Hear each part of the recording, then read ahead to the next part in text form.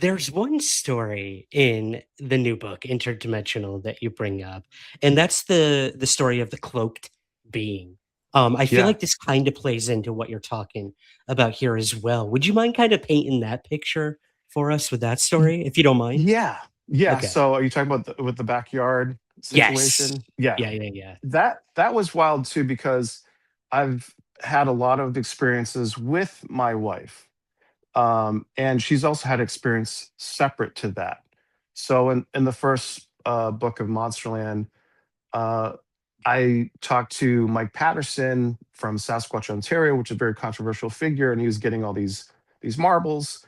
So I talked to him for 2 hours, like, how do I get these marbles? And I talk about in the book three separate instances where these marbles, appeared or manifested, and Amy witnessed one of these just kind of out of thin air was there. And when I was filming with Expedition Bigfoot in Alaska, um, I was maybe there for 2 weeks, and she was leaving the house, our new house, driving down the road, maybe 100 yards, and a figure came out of the woods that ran across the road. And this is the kind of the cover art idea here for the new book was she saw a form that she could see the outline, and it looked like static electricity on the inside, but she could see through it. It ran across the road in front of her, and she slammed on the brakes thinking she was going to hit somebody. And it ran up this embankment and just disappeared. And so when I got back home from Alaska, I felt like I had taken something back with me, you know, A like hitchhiker, there, right? yeah, I just didn't feel myself. I felt kind of agitated. I can't really explain it, but I just felt like there was something else that was happening. So when I was home, I had about a week, and then I had to go do a Michigan UFO contact conference that I was speaking at. But my wife was outside, daytime, backyard on the porch, on the phone with her sister. And our backyard abuts. We have some more property that goes, but it's all woods. There's a brook that goes through. It's prickly bushes. Nobody's walking through this. It's like a jungle, and we could see visually through this. And she was hearing something crashing and thrashing through the woods, and she's trying to get eyes on it. She couldn't see anything, and she's calling for me, like screaming, "Ronnie, get out here!" Thinking it's a bear. And I finally get outside, and her eyes are all lit up. A rock came out of the woods and hit our shed, made a hole in our metal shed. And she said it impacted so loud that her sister could hear the impact on the other side of the phone. Whoa. And so I'm looking around, I go, a rock? And we know there's no kids kind of going through, that's a possibility, but this is Bigfoot behavior like 101 where they start throwing rocks. And I got the idea as I'm looking, and she couldn't see anything. I was going to reach out to Chris Duncan, who we had on Expedition Bigfoot, who's a remote viewer. And I was like, this is so silly. But I texted him, I said, hey, dude, we just had a rock thrown from the backyard, hit our shed. Amy couldn't see anything. I didn't see it, but she's freaking out. I have this weird feeling that we might have some activity or Bigfoot activity right behind us.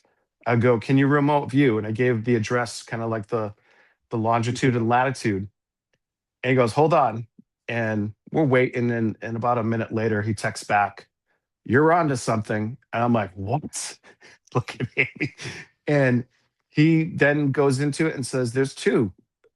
There's a juvenile, and there's a parental type figure, a mom or whatever, and they're both cloaking. The juvenile is the one that threw the rock.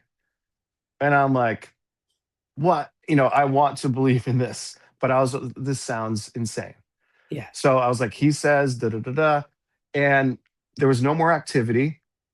I had to then leave for the Michigan UFO conference. And this was just on my mind. There was something that was not letting me accept this, even though I've experienced this as a kid. We've experienced this on the show with the cloaking. And I was like, there's no way.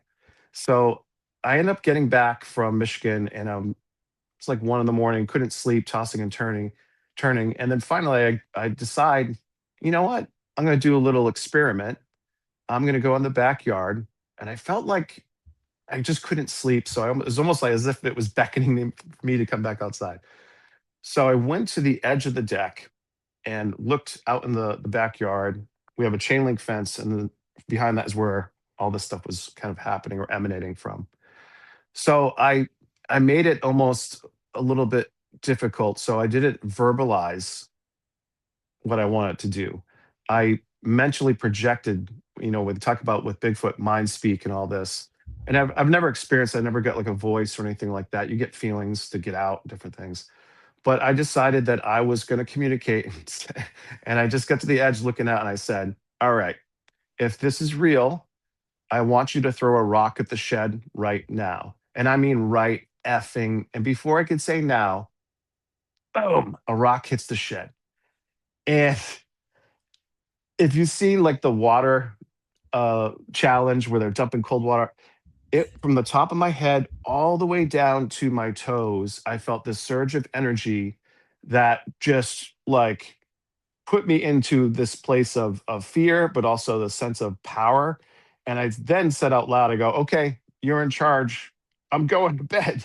And I turned around and we tell our kids have had experiences, weird stuff since I've been into this. And my daughter Lena had opened up the window of the second floor and yelled out, "Dad, I just heard that!" Like she saw me out there, Oh, so she wow. confirmed that it wasn't something me hearing that rock hit it in my head. She heard it as well.